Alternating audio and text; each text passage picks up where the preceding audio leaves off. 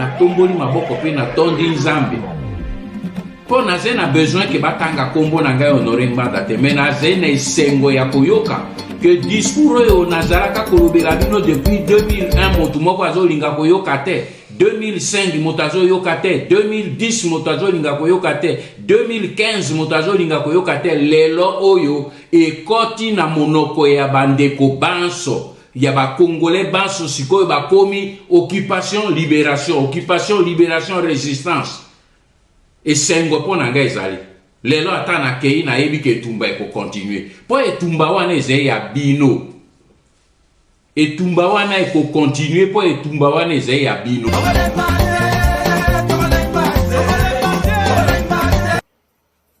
Mbote na bino nyonso balandi ya Seka TV et plus particulièrement na bino balandi ya émission ya ndeko na biso Dosta Kimbanzia o nazopesa mbote na bino balandi ya émission Les Valeurs RDCN. Merci na bino nyonso o bokozwa mwangonga muke pona kolanda biso na mukolo ya lelo par rapport ya message muke o tolingi na ningina kabola na bino. Bande ko situation mboka na biso, je ne vous apprends plus rien, toyebi que tozana kokoso mwa makasi. Et eloko nyonso bato baza koluka eza koyeba ndenge nini tokoko bima na situation oyo. Pona yango toza koyoka régulièrement sikoyo bato mingi bakomi kopesa Papa Ngbanda raison na makambo oyo azaki koyebisa biso ko alerter ba Congolais, ko talisa ba Congolais depuis des années. Ayebisaka bino bokeba na Félix Tshisekedi asi asombami bino moko bozomona ba résultat nango lelo. Ayebisaka bino bokeba ba mindele bazolinga ba kata mboka na biso biteni o tobengaka balkanisation yango bokomi ko sentir lelo. Donc azali mutoyo a posaki le bon diagnostic. Alors ceux qui médecins a posaki le bon diagnostic a pesi bino pe traitement pour na ko régler situation. Il faut to mituna pona nini Congolais bozali ko tosakaka Papa Ngbanda te. Ceux qui bolingi réellement to bima na situation oyo bo comprendre lelo que notre pays est occupé ndenge to lobaka. Il y a aucun pays au monde qui a été libéré par des élections. Donc solution oyo to sito tshela bino na mesa pe toza ko changer te depuis biso ba ngwandiste biso ba toto landi Papa Ngbanda to telema ye elongo toza ko bisa bino solution za kaka moko ezali soulèvement populaire, c'est-à-dire na biso ba civil na ba to bilama makasi biso nyonso elongo to telemi bipai nyonso ya mboka pour batouana nyonso bato bazako banguna bakoteli biso bazala déborder de partout situation oyo ekoki ko bimisa biso na esika toza lelo ezaka kawana ezali soulèvement populaire. Lelo nazo kozongela bino na rappeler ngo lisusu pe to ko bana ko rappeler ngo kaka ti mukolo to koyokana pe to kene na nzela wana. Lelo na yebi que actualité za kosenga que nini tolobela mwa muke situation makambo eleki muke na Nairobi makambo eza malobo Kagame a tenir il y a pas longtemps le président burundais etc. Na obandaka muke ko sala mwa commentaire muke na ba situation na nyoso. Pona makambo eleki na Nairobi, je retiens une chose. Ba ebisi batu ba ken ovanda ba solola pona kozongisa kimia na République démocratique du Congo. Mais avant na koma wana na kubanda surtout na maloba o Kagame à lobby awa pour yangonde ko faire comprendre un peu mieux position onga nango par rapport ya makambo na Nairobi. Paul Kagame a tenu a sali déclaration moko mikolo yo na devant parlement na pour na koloba que non Félix Tshisekedi aza ko luka ba problème pour na ko repousser ba élection. Donc par rapport ya nous ezo salama na est azo trouver ba prétexte azo ko compliquer situation pour que solution soit matée et puis à koloba que non il faut qu'on repousse ba élection pour aller ba élection té et puis à préciser surtout que ba élection o eleka qui Félix d'ailleurs ko gagner ki na yango té bandeko nangai comme on dit le temps est le meilleur allié de la vérité. Tellement bazaka na arrogance bango ba rwandais surtout ba o ya tutsi power a commis le cola ivre hein mutaza na kwiti moko boye tellement za na arrogance tellement za fier et comme ko ayeko lo makambo ezo boma ye moko na politique na ye poni nazo lo baboye yesiko alubi na bino que non makambo yo alubi que à reconnaître que Félix Tshisekedi a gagné ki ba élection té oh biso nyoso tozo lo bango apesi peuple congolais raison apesi biso ba résistant raison tant mieux pour biso to yeba ki na biso mais siko l'air ya zolo baboy siko boko ako justifier ndenge nini et pas batu siko yo que bazo senga que Félix a kende ko appliquer ba accord oyo M23 a signé kinaye ou bien ça la continuité ya ba accord déjà oyo prédécesseur na yepe ya moniato ya mayuya azalaki o akenda ko signer na bango nyonso baza ezala Kabila le père, soi-disant le fils, Zakane Rwandais, na oyo Félix, baza bato peuple congolais atikala ko mandaté bangote. Bazali na mandat peuple congolais te, topona bangote, baye loko miyibi. Donc bazo kende kuna ko soleur na bapaya pona ko yoka na baza ba receleur. Siko yemoko Kagame loko la reconnaître que Félix a gagné ki ba élection te. Siko ndenge ni nazo kende ko senga ba appliquer ba accord o bango ba ke signer na moyibi. Omoni esika Kangami akangami bande ko nangai na bandi na eloko pourquoi parce que eza eloko mundele nyonso mon paya nyonso ou bien je ne sais qui est impliqué na dossier abiso à Congo oya ko betel biso ba masolo na bango na ba accord oyo soki Félix a signé qui soki le Kanambe o ba benga Kabila a signé qui il faut to yebsa bango ke etali bisoté etali bisoté batona baza ba receleur baza ba mi Kagame vient de faire son aveu il y a recel ba accord ba kena ko signé o bango ba exploiter or etali bisoté Félix Tshisekedi azana mandaté akoka ko signer ngoté la rasali ba deal na ba Rwandais etali yemoko akoki ko engager mboka mobima lokola Congo te poto tinda qui était le régime qui est là c'est un régime d'occupation c'est un régime de prédation donc musala bango ba ye ko sala awa eza ko yiba biso ba kitana biso ko yiba biso mabeli donc to koki jamais muto congolais normal akende ko ba ke mboka lokola Congo ba ke ko kata katango ou bien ko signer soki ba accord nini parce que Félix na deal na ya sala ki na ba Rwandais accord wana eza ko inclure que il faut accéder ba mabeli donc ba nous ngo bazo sala biso ba ke na Nairobi kuna ba kende ko signer ko basangisi soi-disant ba groupe armé oyo yemoko Kagame a créé kawana o ba kende ko yokana na bango et mais j'attire votre attention sur quelque chose bande ko na biso ba congolais po o kuna to ebute bikolo na bango mingi bazana bango ba paya parmi ba groupe armé wana pe mais bande ko na biso ba congolais mususu bazana ba prison awa ba kangi bango pona nini parce que bazaki ko critiquer pouvoir en place etc soi-disant pouvoir en place pe créer ba bloc na bango ba outrage au chef de l'état etc et tout ça donc bandeko ya biso oyo baza ko analyser situation oyo baza ko loba makambo nini de manière finalement lucide et tout ça batwala bazo kanga bango mais bato bapaya o bazo yepa na biso bakataka bato bakingo ba violera basi basala n'importe quoi bazo kende kuna po soi-disant lukela bango ba solution il faut ba amnistier bango ba pesa bango bambongo ba pesa bango soki banini donc la prime au crime pona nini congolais bokondima makamba boye jusqu'à quand paye moko chilombo babuzobo yake kokota kuna obiso to tinda kete alinga continuer ngo yena batu na ye surtout baningi ba continuer ngo jusqu'à quand bandi ko ngai na uti ko yebisa bino awa Paul Kagame yemoko abimisi na munoko na ye que à reconnaître ndenge biso to yebaki déjà que Félix Tshisekedi a gagné ki ba élection te mais eloko wana kaka lera lobiango donc makamoni biso makamba EAC wana o bazo sala kuna c'est encore moins notre problème eloko na ngai surtout na yebisa bino yangwana na uti ko yebisa bino donc ba accord nyonso Félix azokende ko signaka kilikilo mboka na biso komi munene tozana besoin tukipe ba frontière te tokoti na mboka soki ya munene onde ko tutinda kiye onde mboka ngweza mboka tata na ye héritage soki oyo azola ki soki wapi akene ko bradan okene ko kotsa biso na makambo etali biso kuna te donc babiloko nyonso oyo ya signaki etali biso te po azali mutu biso toponaki te aza moyibi et Kagame yemoko la raye ko lobango il s'est tiré une balle dans le pied et loko biso isengeli to sala lelo c'est que mundele nyonso mopaya nyonso ko yebisa biso makambo ya Chilombo makambo Kagame to rappeler bango ke bango nyonso baza miyibi to tinda bango te baza ba receleur o bango baza ko loba na kombo ba congolais ou bien par rapport ya ba biloko eza ko appartenir biso toza na biso d'accord te mutu nyonso o ya ko kende ko signer na bango ba accord o pona ko exploiter ka soki nini pa na biso mutu nyonso o akoya ko valider biloko bango bazo sala baye bakake mukolo peuple congolais akoya ko récupérer o ya ye souveraineté na mboka oyo ba biloko wana nyonso to ko revoir ango po bayebi que bato na nyonso baza miyibi pe nazo tchela bino na site na biso ya www.resistancecongolaise.fr boko yoka bino moko président ya commission ya affaires étrangères ya États-Unis na 2019 na mai 2019 et loko bango moko balobaki yango bango ma américain ba reconnaissaki que ba élection ngo esalamaki awa ezalaki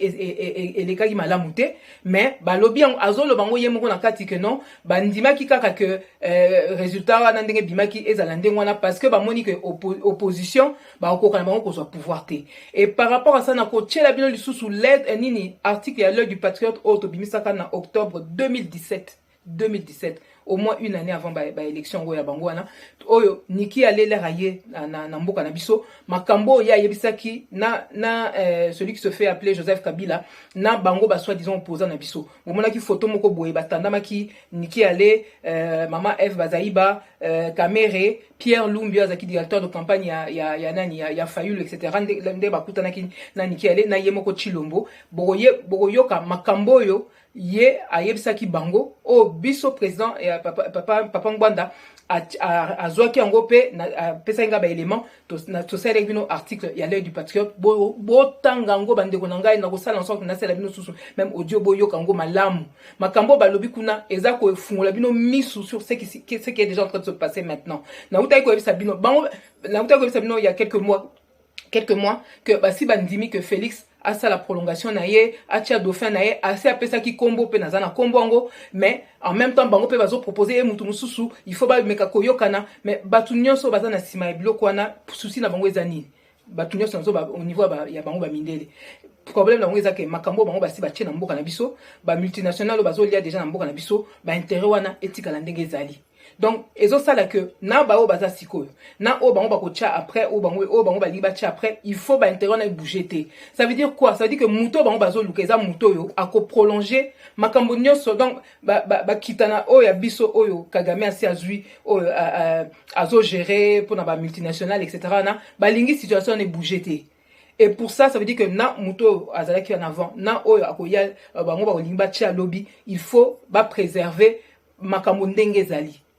Or, c'est pas forcément dans notre avantage. Ça veut dire que photo ça, là, très attention par rapport à bateau, bango bazo ponaka, na place na biso. Pour moussa, na bango koyaka ko voter na mboka na biso, na place na biso. Toki na Nairobi kuna balobi que oh, il y a des gens qui étaient sur écoute, se rendre compte que tche bango sur écoute. Bande wonangai, si bino keska bokenaki na Nairobi kuna bokenaki pa ba camarade na bino. Eska bokenaki na Nairobi kuna si bino bokenaki pa ba ndeko na bino. Bozomo na bango nde bazo fonctionner déjà te. Baza likita contre biso. Boke kuna na Nairobi bozo kama ke bache bino sur écoute et bon on a Kinshasa Congo mobimba boye bité que vous avez déjà sur écoute il a fallu que vous alliez à Nairobi pour aller vous rendre compte que vous êtes sur écoute mais bandi konanga et toza sérieux tosi toritoye bisabino ba musupe ba eko bisabino que ba communication absolument so baza ba comment ko contrôler ngo etc. Donc là bozo kende kuna mboka moité.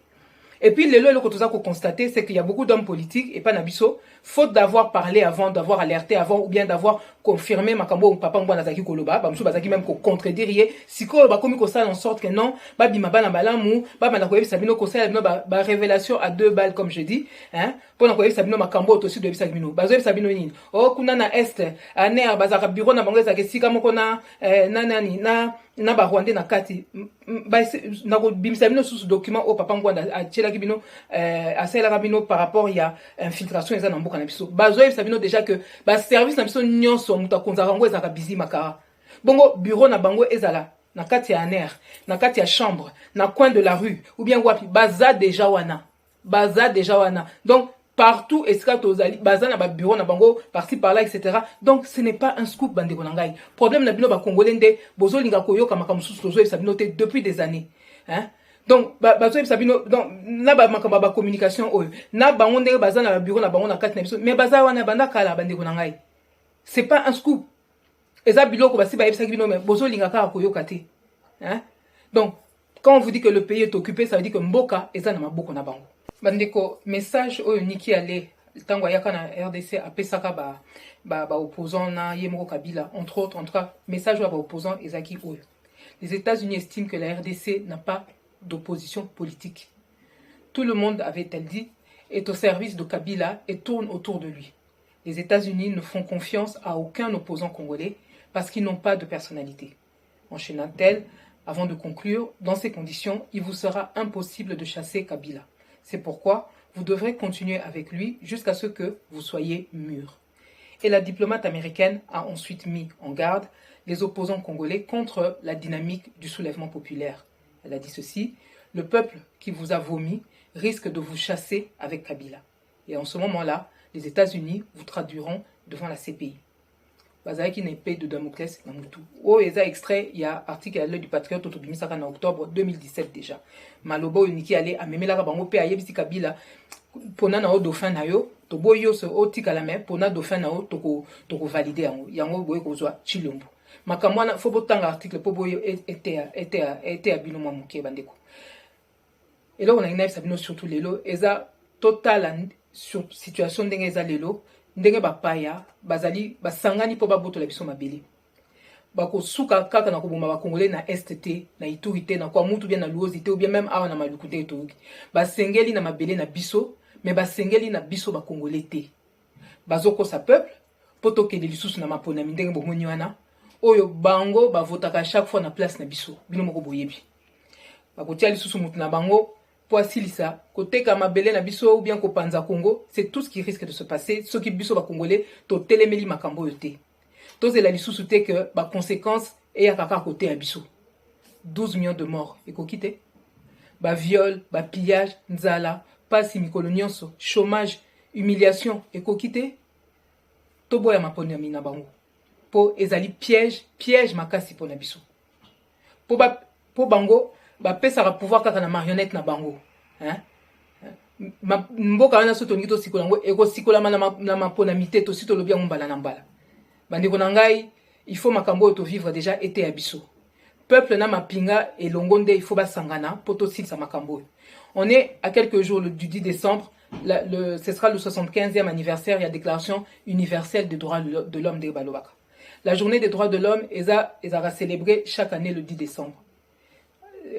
Depuis 1948 au Assemblée générale des Nations Unies a adopté qui déclaration sur les droits de l'homme de Mapingango. Mais les lobbies sont on a droit de l'homme ngo batiango pembeni quand il s'agit des Congolais. Rapport Mapingo ya bango yango ne vandi et comme ikopola depuis 12 ans batu bazali ko bomba ba Congolais mikolo nyonso. Mais tomoni bien que mukili et boy ko sambisa to ko kanga bango. Batu bazali ko yiba biso mikolo nyonso. Mais mukili ndenge tomoni e boy na bango nango ko kanga bango to pe ko sambisa bango mutu azana ma ba congolais azana été et sengeli yango sengeli biso moko to bunda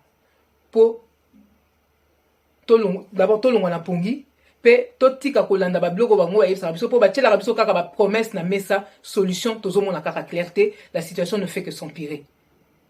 hein bande ko ngai to kufi déjà pe tozali ko kufa ebele. Mais justice na bango ezala pona ba congolais te bako yemba biso ba déclaration des droits de l'homme mais pona tozo mona bien que ba zo sala biso eloko moko te. Laurent Désiré Kabila Hippolyte Kanambe ye Félix Tshisekedi to ponanga bango te batu bazwa ko nyoko la biso bazwa ko yiba biloko na biso mais bango bazo préférer ko traiter kana batwana plutôt que ba traiter na biso to tina bango te ba kende ko signer ba accord kili eza biloko na bango te pe bato bazo traiter na bango ba yebi bien que batwana bazemi yibi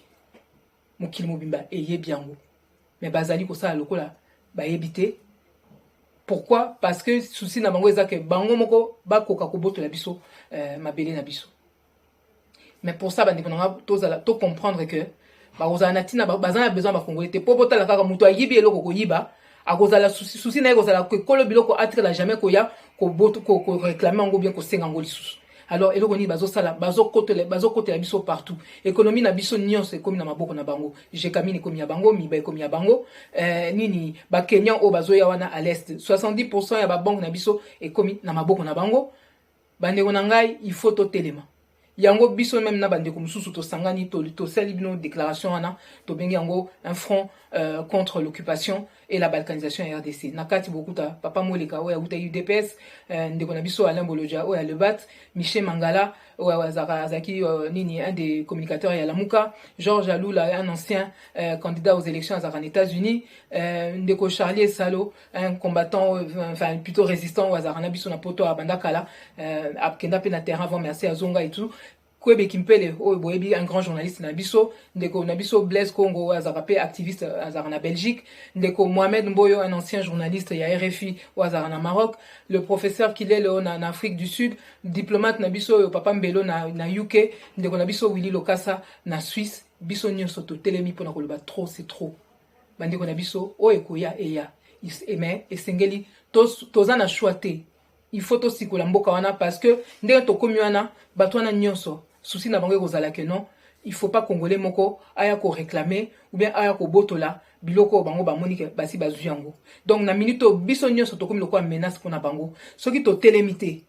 makambo ekosila te pe biso nde tokosila pe botala kaka o ezoleka wana boyoka o ba professeur boye bakufi ba militaire na biso bakomo sila etc baza kosilisa biso bandeko na ngai baza kosilisa biso o eza koleka na mboka na biso eza lokola ba éléphant ebele bakoti plusieurs éléphants donc ba puissance États-Unis nini ba chinois ba nanyo ba russe etc bakomi kowelela biloko na kati ya ndako na biso soki tolingi que et ça tous ba dégâts ya makasi te, il faut to s'interposer, il faut to s'imposer par rapport ya biloko eza ya biso mabele o eza ya biso. Et pour le faire, il faut biso moko to za la éléphant. Toko ko za la genou te pour que le Burundais là, le président burundais aya kaloko ko gogola biso un petit pays comme le Burundi. Fallait ba bon mona ki bango na époque Mobutu soki bazaki ko loba o bango bazo loba lelo parce que biso lelo on est un géant à genoux. Ça veut dire qu'un géant à genoux même s'il y a un nain à côté, akoya ko gogola yo, akoya ko salo n'importe quoi. Bandeko il faut to telema to comme éléphant oyo ako s'interposer pose à l'arbitre entre des éléphants, il faut yo moko za l'éléphant. Soko tikali moustique bako nyata yo. Na banza toyokani. Na tomboli maboko pe na tondi nzambe. Po na ze na besoin ke batanga kombo na ngai Honoré Mbanda te, mais na ze na esengo ya koyoka que discours oyo nazalaka kolobela bino depuis 2001 motu moko azolinga koyoka te, 2005 moto azoyoka te, 2010 moto azolinga koyoka te, 2015 moto azolinga koyoka te. Lelo oyo ekoti na monoko ya bandeko banso ya ba Congolais banso sikoyo bakomi occupation libération résistance. Esengo po na ngai ezali lelo ata na kei na yebi ke etumba eko continuer po etumba wana eze ya bino, etumba wana eko continuer po etumba wana eze ya bino.